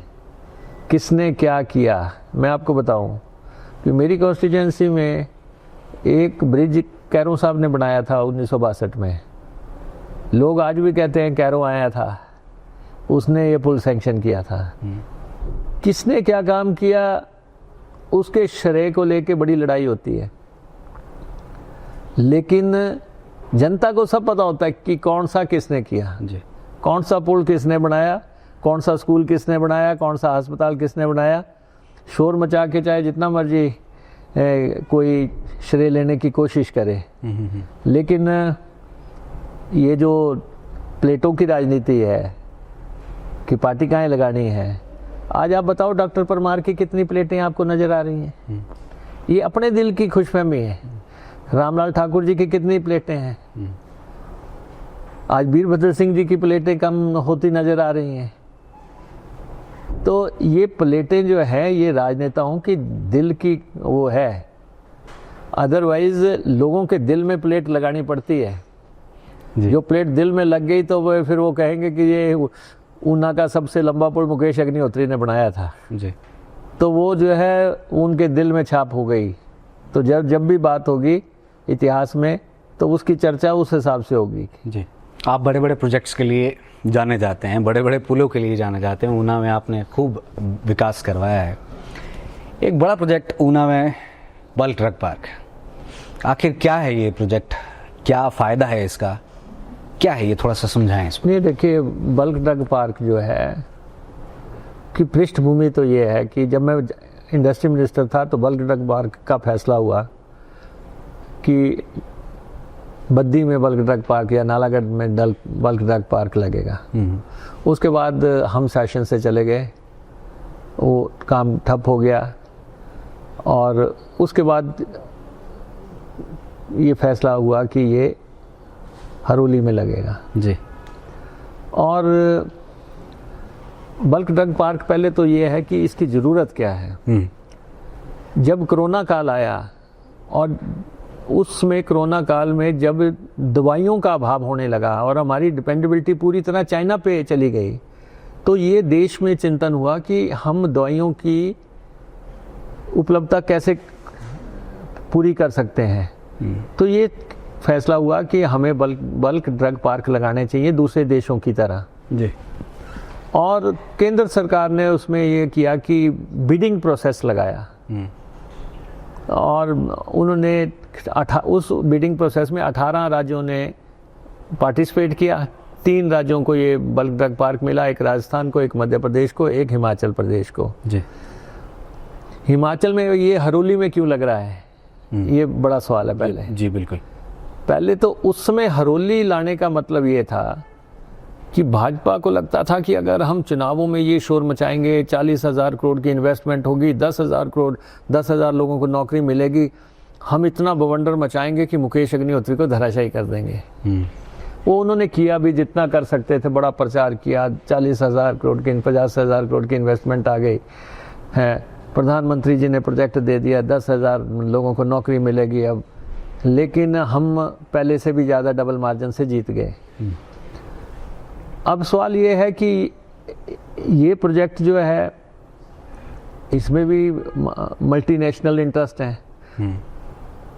मेनली तो ये है कि चाइना भी इसकी जो डिपेंडेबिलिटी है वो ख़त्म करने के लिए है। आज अमेरिका भी आंखें दिखा रहा है। आप देखो कि किस ढंग से बात हो रही है कि दवाइयों के बारे में भी चर्चा आ रही है जी। तो इसलिए जब हमारी सरकार आई तो हमने इसका पैटर्न बदल दिया। हमने कहा कि ऐसा है कि ये इसको लाला नहीं बनाएगा कोई भी। ये हम केंद्र सरकार और राज्य सरकार 50-50 में निवेश करेंगे। 1,000 करोड़ केंद्र लगाए, 1,000 करोड़ हम लगाएंगे और उस पैटर्न को हमने मंजूरी करवाई। और अब ये प्रोजेक्ट तो बनेगा, मैं आपको बता दूं। कोई जितना मर्जी लाख चलाता रहे, किसी के चलाने से जो है प्रोजेक्ट जो है समाप्त नहीं होते। बड़े प्रोजेक्ट जो है जिसका जो प्रदेश का भविष्य हो, प्रदेश का भविष्य हो, ये गेम चेंजर प्रोजेक्ट है। देश का भविष्य, ये देश का भविष्य है, गेम चेंजर है ये। जब ये बनेगा जब, और इसकी वजह ये है उधर जेजों में रेल है, रेल लाइन पास है और 500 करोड़ की तो एक सड़क की बननी है, 200 करोड़ रुपया पानी के लिए है और वहाँ पे तालाब जिसमें पानी समा सके उसके लिए अलग से पैसा आया, 18-20 करोड़ रुपया तक की पानी इंसर्ट किया जाए। स्कीमों के लिए अलग पैसा आया, 150-200 करोड़ रुपया। तो जिन लोगों ने इस प्रोजेक्ट को बनाया है वो माहिर लोग हैं, इस देश के माहिर लोग हैं और संसार के माहिर लोग हैं जी। और लेकिन कुछ लोग आगे के बीच में जी इससे ये दिक्कत हो जाएगी, इससे पानी नहीं रहेगा।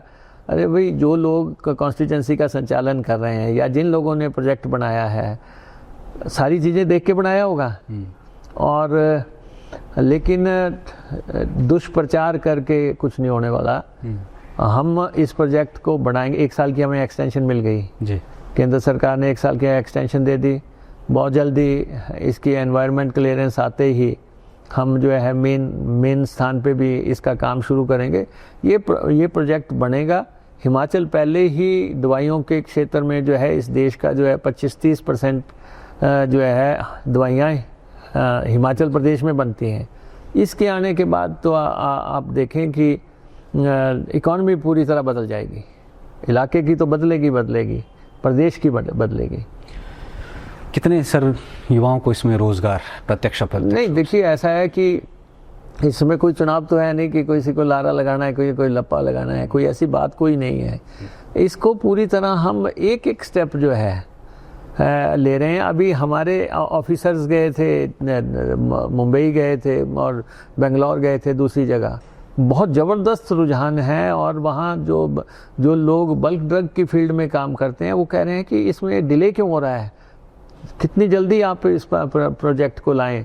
तो बल्क का काम जो है बहुत बड़ा काम ये निकलेगा और उसके साथ ही जो लोगों की नौकरियां हैं। अब कई लोग तो बद्दी को लेके भी बात करते हैं कि जी बद्दी बन जाएगी, इलाका बद्दी बन जाएगा। तो बद्दी में 3 लाख लोग काम कर रहे हैं, 3-3.5 लाख लोग काम कर रहे हैं।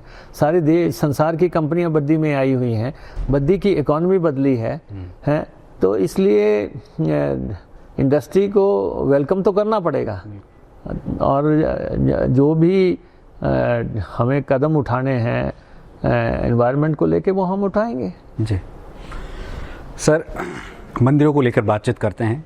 आज से पहले शायद ही बहुत कम ऐसा होता था जब मंदिरों के बारे में बड़ा विचार किया जाता था कि हम इतना पैसा खर्च करेंगे, ब्यूटिफिकेशन करेंगे, वीआईपी दर्शन करवाएंगे, ये सारी चीज़ें करेंगे। आपके आते ही ये सारी चीज़ें, ये क्या ईश्वर के प्रति खास झुकाव है आपका, या क्या मतलब इसको आप नहीं, ऐसा ना और कि कहाँ तक पहुँचे अभी तक? ऐसा ना कि मैं जब सीपीएस बना था 2003 में, तो मुझे हाउसिंग डिपार्टमेंट मिला था। उस समय तक हाउसिंग की कोई चर्चा नहीं होती थी, और मुझे मिला तो उसके बाद जिस ढंग से हमने काम किया और शुरुआत हुई, तो द चीफ मिनिस्टर मुझे एक दिन कहने लगे कि हाउसिंग की बड़ी बड़ी डिमांड हो रही है, लोग हाउसिंग की चर्चा कर रहे हैं। मैंने कहा जब मुझे दिया था उस समय तो ये सोच के दिया था कि ये कुछ भी नहीं, नकारा सा विभाग होगा कि पीछे पड़ा रहेगा, लेकिन किसी भी दफ्तर की अहमियत उस पर जो व्यक्ति बैठता है उसके साथ बढ़ती है और घटती है।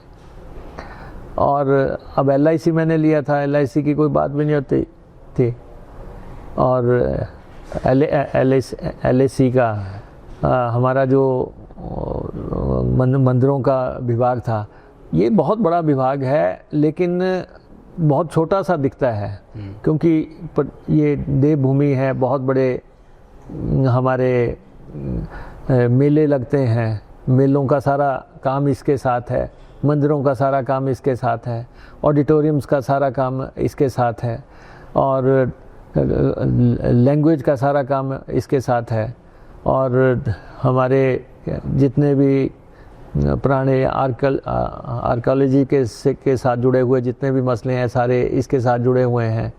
तो अच्छा, फिर कोई कवि सम्मेलन होना है, कोई गोष्ठी होनी है, कोई और दूसरे कार्यक्रम होने हैं, तो ये एक बहुत बड़ा कार्यक्रम है। लेकिन ये है कि जब मैंने इसको लिया था तो उस समय भी कुछ लोगों को लगता था कि ये डिपार्टमेंट क्यों लिया जा रहा है। तो लेकिन अब हम जिस ढंग से मंदिरों को हम रेनोवेट कर रहे हैं, जैसे हमने शुरू किया है उनको सजाने का, वहाँ पे सुविधाएं कायम करने का, अभी चिंतपूर्णी मंदिर को अभी हमने 75 करोड़ रुपया दिया। अब जैसे 500 करोड़ रुपया मंदिरों के पास पड़ा हुआ है। तो आपने देखा पिछले दिनों नेता विपक्ष और बीजेपी वालों ने यही कहना शुरू कर दिया कि मंदिरों का पैसा खर्च लिया जी, मंदिरों का पैसा तनख्वाहों के लिए देना शुरू कर दिया। ऐसे तो नहीं होता है। सरकारों में इसके अलग हेड्स होते हैं। अब मंदिरों का पैसा बहुत देर से पड़ा हुआ है। मंदिरों का, हमारे मंदिर अमीर हैं, इनके पास सोना भी है, चांदी भी है, पैसा भी है। आज ही आप कल अखबारें पढ़ रहे थे कि चिंतपूर्णी में एक दिन में 1 करोड़ रुपए चढ़ावा चढ़ गया, या कहीं 50 लाख चढ़ गया। तो तरह तरह के मेले होते हैं। तो अब इसमें मंदिरों के लिए जो काम करना है, ऑडिटोरियम्स के लिए जो काम करना है, या दूसरे संस्थान बनाने हैं, मेलों के लिए काम करना है। अब जैसे हम मेले होते हैं जगह का, कुल्लू का दशहरा बहुत मशहूर है, मंडी की शिवरात्रि बहुत मशहूर है, चंबा का मिंजर आजकल चल रहा है, वो बहुत मशहूर है, रामपुर की लवी, ये बड़े हमारे मेले हैं। इसके अलावा हर गांव में, हर स्तर पे, कोई जिला स्तर पे है, वो चाह रहा है राज्य स्तर का कर दो, राज्य स्तर का अंतर्राष्ट्रीय स्तर पे कर दो। तो वो हम काम कर रहे हैं। तो काम में लगे हुए हैं, हमारा डिपार्टमेंट काम पे लगा हुआ है, और हम जितना सुधार कर सकेंगे वो करने की कोशिश कर रहे हैं। क्या उन मेलों का बजट बढ़ाने के बारे में भी कुछ सरकार सोच रही है? जैसे देखिए, ये जो है मेले जो है सरकारी बजट से नहीं होते हैं। हाँ बिल्कुल, वो तो मेले तो जो है व्यवस्था से ही होते हैं। और हर जगह ये इसके जब शुरू हो जाता है उसके बाद वो एक परंपरा बन जाती है और उसमें काम चला रहता है। तो मुझे नहीं लगता कि सरकार कितना दे देगी, 5 लाख दे देगी, 10 लाख दे देगी, लेकिन उससे कुछ नहीं होगा। 2-3 करोड़ ये तो अब कुल्लू का दशहरा मुझे लगता है 10 करोड़ पे जा रहा है, उससे भी ज़्यादा पे चले जाएगा। है तो बाकी मेले जो है कुछ जो बड़े मेले हैं ये 4-4, 5-5 करोड़ रुपए पे जा रहे जी। हैं। लेकिन जितना भी हम स्मूथ कर सकते हैं हम करने का प्रयास कर रहे हैं। सर, IPH की जब हम बात कर रहे हैं, जल रक्षकों को तो आपने तोहफा दे ही दिया है, पंप अटेंडेंट उनको बना दिया है, ठेकेदारों को कब आप तोहफा देने वाले हैं? ये जो ऑफलाइन टेंडर्स की जो शक्तियां हैं एक्सचेंज की, कब तक वापसी इनकी हो? नहीं, ऐसा नहीं है कि एक्सचेंज की कोई ताकतें छीनी गई हैं। हम सब भुगतान कर रहे हैं और सिर्फ दिक्कत क्या है कि जो जल जीवन मिशन था वो हमें 62-6300 करोड़ रुपए का मिला था। उसमें से 5100 करोड़ रुपया तो आ चुका था। 1200 करोड़ रुपया यूनियन ने देना है, वो पैसा हमें नहीं आया। मैंने प्रधानमंत्री जी को अभी पत्र भी लिखा है और यूनियन मिनिस्टर से भी मैं मिल के आया हूँ। अब 1250 में से 350 करोड़ वो पैसा है जो लोग खर्च चुके हैं और एश्योर्ड मनी के चलते उनको पता था कि ये पैसा आ जाना, तो उन्होंने 350 करोड़ खर्चा है, उनका पैसा हमने देना है। और उसके बाद कुछ प्रोजेक्ट्स पाइपलाइन में हैं, उनको पूरा करना है जी। और ये कुल मिला के 1200 करोड़ रुपए के आसपास है। और इसमें डिले हो रही है क्योंकि केंद्र सरकार का ये प्रोजेक्ट था जल जीवन मिशन, उन्होंने हिमाचल को जितने का दिया वो पैसा पूरा नहीं दिया, 1200 करोड़ रुका है। अभी भी हमने उनसे कहा, उन्होंने कहा कि अगस्त महीने वेट करो। एक राष्ट्रीय स्तर पे कोई इंक्वायरी चल रही है जी। मुझे किसी ने बताया कि प्रधानमंत्री जी जो है जल जीवन मिशन के पूरे कामकाज से खुश नहीं है कि इतना पैसा देने के बाद भी जो है पूरे देश में डिज़ायर्ड रिजल्ट नहीं आए होंगे या कोई और सोच हो रही होगी। तो उन्होंने एक इंक्वायरी ऑर्डर कर रखी है। हमारे यहाँ भी आई थी टीमें जी देखने के लिए कौन सी स्कीम कहाँ पे है। हमने कहा, हालांकि वो बीजेपी टाइम में सारा प्रोजेक्ट्स बने हैं, लेकिन हमने कहा खुली किताब है हिमाचल प्रदेश, आप जो भी देखना चाहते हैं हम आपको हमारे ऑफिसर साथ जाएंगे, आप उसको देखिए। पर बाकी राष्ट्र में भी सारी जांच पड़ताल हो रही है। लेकिन ऐसी मैं समझता हूँ कि अगस्त या सितंबर में वो पैसा रिलीज होगा, क्योंकि जो पैसा खर्चा करवाया है केंद्र ने वो पैसा तो उनको देना होगा। मैं 5 लाख वाली पावर्स की भी बात कर रहा हूँ सर। उसका कुछ हमारे तो कोई 5 लाख की पावर कोई ऐसा नहीं है कि कोई लंबी चौड़ी विड्रॉ की है, क्योंकि हमारे तो टेंडर प्रस्पर हो रहे हैं लगातार और पैसा भी हम दे रहे हैं जी। और मुझे नहीं लगता कि कोई और किसी हेड में कोई पैसा खड़ा हो जी। सिर्फ यही है कि जो केंद्र का पैसा जो है, बाकी तो अभी हमें डिज़ास्टर का पैसा भी आएगा प्रोजेक्ट्स के अगेंस्ट, पोस्ट डिज़ास्टर जो है उसका पैसा आएगा। हमारे को जो रूरल डेवलपमेंट ने भी पैसा देना है 300-350 करोड़ रुपया। तो वो सब जब आ जाएगा तो मुझे लगता है कि डिपार्टमेंट स्ट्रीमलाइन होता। हमने तो आपका सोलन की वाटर सप्लाई भी अपने अधीन ले ली जी। हाँ, आपके सोलन का शोर मचता था, कितना शोर। हाँ। कल की कैबिनेट में हमने कहा कि भाई कोई नहीं चलाता ढंग से तो हमें दे दो जी। तो हमारे अफसर चलाएंगे अब, और देखते हैं कि किस ढंग से इसको करना है। और उसके रेट्स वगैरह का भी कोई बवाल था, वो भी हमने कहा कि उसको प्रीवियस रेट पे लाके जो है वो करेंगे। अब हमारे एससी हमारे एक्सचेंज ये देखेंगे कि इस स्कीम को किस ढंग से in the larger interest of the public चलाया जा सकता है। सर, अंत में 1-2 प्रश्न है मेरे। एक प्रश्न तो ये है कि बार बार समय समय पर ये सवाल भाजपा क्वेश्चन मार्क खड़ा करते रहते हैं कि मुकेश अग्निहोत्री जी जैसे LOP जब होते थे तब बोलते थे, अब वैसा नहीं बोलते हैं। आप उनको क्या जवाब देना चाहेंगे? मतलब बार बार ये बात आती रहती है कि अब कम बोलते हैं आप। देखो, ऐसा है, जब मैं LOP था और मुझे एक स्पेसिफिक जिम्मा दिया था कि भाजपा को ओस्ट करना है, वो मैंने कर दिया। मैं उस भूमिका में था और मेरी जो भूमिका थी मैंने उस भूमिका को निर्वहन कर दिया। और लेकिन भाजपा को ये बात लंबे अरसे तक पचेगी नहीं। दिक्कत है उनको परेशानी है, जहन में फंसा हुआ है कि यार इस आदमी ने हमारे साथ ठीक नहीं किया है। हम होता है ना कि दिमाग में रहा होगा कि हम मिशन रिपीट करेंगे, हम 15 साल चलेंगे। क्या बार बार का नारा देते थे, एक बार नहीं बार बार हैं, 15 साल 20 साल क्या क्या बोलते थे जी। और जब बाहर गए हैं तो पीड़ा हो रही है, कष्ट हो रहा है। उसमें मेरा जिम्मा था कि इनको बाहर करना है, साम दाम दंड भेद जैसे भी जो है भाजपा को सत्ता से बाहर करना है, वो मैंने अपना जिम्मा निभाया। अब मैं किसी और भूमिका में हूँ जी। अब मैं जो है अलग भूमिका में हूँ।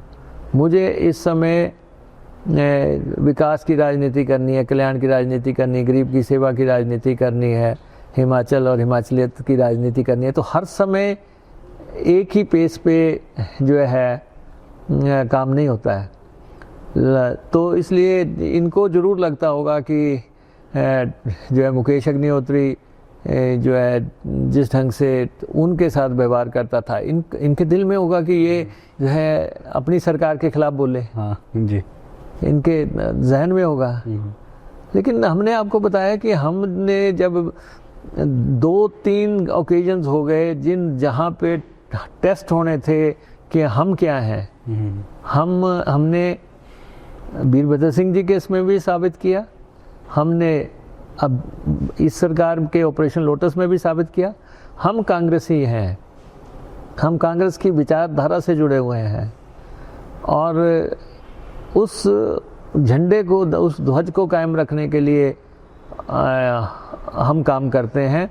हमारी निजी अभिलाषाएं नहीं है। कोई सोचता होगा ईश्वर ने बहुत दिया, हमारी कोई हमारे बैक में नहीं था।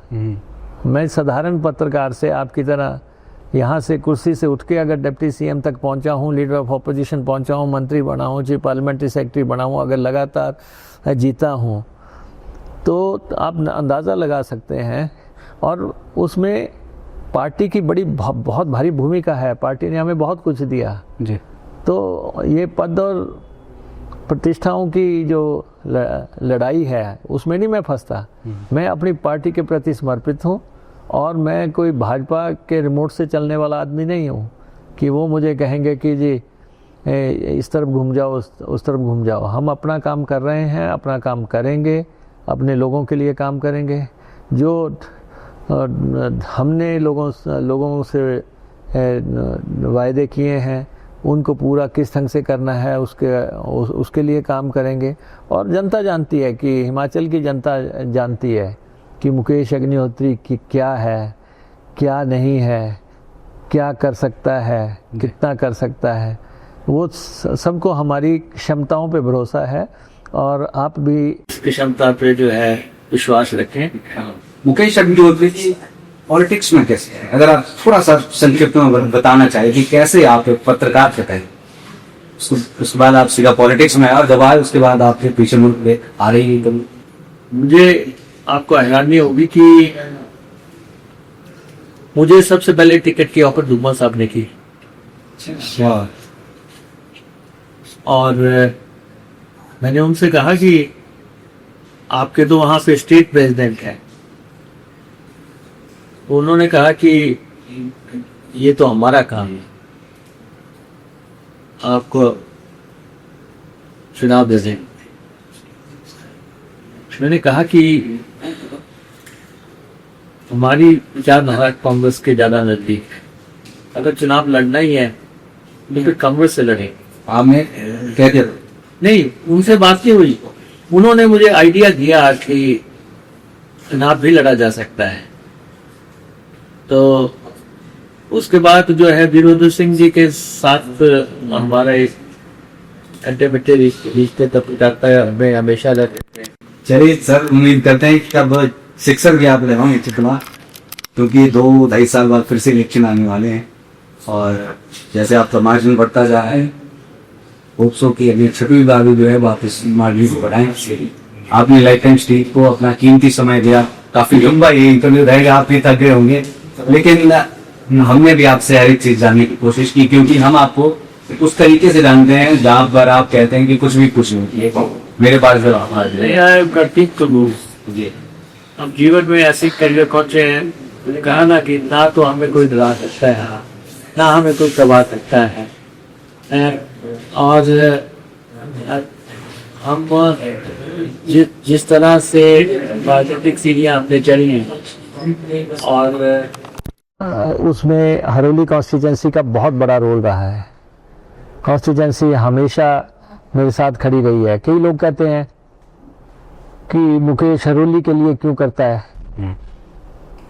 हरोली के लिए नहीं करूँगा तो मैं विधानसभा की चौखट पार कर सकता था। अगर जब मैं गया था वहाँ एक भी डिग्री कॉलेज नहीं था, आज वहाँ 3 डिग्री कॉलेज हैं। एक भी ITI नहीं थी, आज वहाँ 2 ITIs हैं। आज वहाँ लॉ कॉलेज है, आज वहाँ पे नर्सिंग कॉलेज है, आज वहाँ पे सेंट्रल स्कूल है, आज वहाँ पे IIIT है, और वहाँ पे हर तरह का शैक्षणिक वातावरण है। अब सिविल हॉस्पिटल है, तीनों एक्सियन वहाँ बैठते हैं। एक्सियन, बिजली, पानी, सड़क कोई भी नहीं था, सारे एक्सियंस वहाँ बैठते हैं। SDM वहाँ पे बिठाया, DSP वहाँ पे बिठाया। ब्रिजेस बन रहे हैं, हिमाचल का सबसे लंबा पहला ब्रिज बन रहा है, दूसरा भी अभी बन रहा है। सड़कें बनी हैं, लोगों के इलाज हुए हैं, दिलों के इलाज हुए हैं, किडनियों के इलाज हुए हैं, लंग्स के इलाज हुए हैं, करोड़ों करोड़ों रुपया मानवता की सेवा पे। तो मैंने आपको बताया कि हमें किसी चीज़ की अभिलाषा नहीं है। अब तो हम मंदिर में भी अगर जाते हैं ना तो ईश्वर से कुछ मांगते नहीं हैं, तो इंसान ने तो क्या देना हमें। ईश्वर के पास भी दोनों हाथ जोड़ते हैं और कहते हैं कि आपके दरबार में आए हैं, कबूल करना। लेकिन मांगता नहीं है मुकेश अग्निहोत्री मंदिर में भी जाके किसी भी चीज़ को, तो इंसान से तो क्या मांगूंगा। तो सिर्फ यही है इस जीवन में, जितना भी मानवता की सेवा हो सके, लोगों के काम हो सके और जो काम मिले उसको निभाया जा सके, वो कोशिश करता हूँ। क्या बात है सर, बहुत बढ़िया लगा आपसे बातचीत करके। अच्छी अच्छी बातें जानी, आपके एक्सपीरियंसेस जाने, और जो प्रेजेंट में मुद्दे चल रहे थे उन पर आपका क्या राय है, आपका क्या विजन है, वो जाना। आपने हमें अपना कीमती समय दिया, आपका बहुत बहुत धन्यवाद जी। देखते रहिए life times TV for true nest worrying. धन्यवाद। जय हिंद, जय भारत, जय हिमाचल।